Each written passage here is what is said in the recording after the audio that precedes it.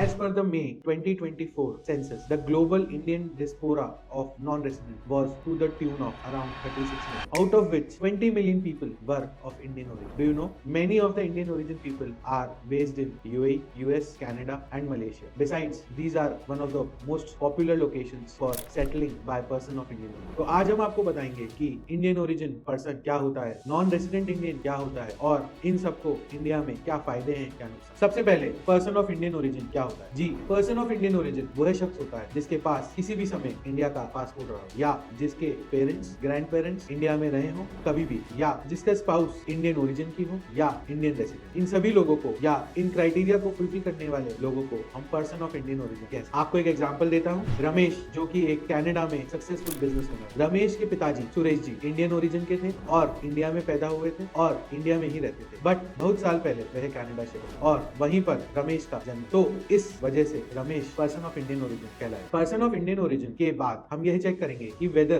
That person is resident in India और not. For checking the residency status of any person, हमें जो देखना है वह ये देखना है कि वह पर्सन इंडिया में 182 डेज से ज्यादा किसी फाइनेंशियल ईयर में रहा है या नहीं, या 60 डेज द फाइनेंशियल ईयर और 365 days in the preceding 4 financial year, यानी कि एक साल में 182 डेज से ज्यादा नहीं और पिछले 4 सालों में हर साल 60 दिन से ज्यादा नहीं, या टोटल 4 साल में मिला के 365 दिन से ज्यादा नहीं। बट अगर कोई person of Indian origin tax residency में इंडिया का नॉन रेसिडेंट क्लासिफाई होता है तो इंडियन गवर्नमेंट उसकी ओवरऑल ग्लोबल इनकम पर टैक्स लेने की हकदार नहीं है। So we can effectively say that if you are a person of Indian origin and you accrue directly or indirectly any income in India, and the place of earning such income or the place of effective management for earning that income is India, then the Indian government is liable to take tax on that income.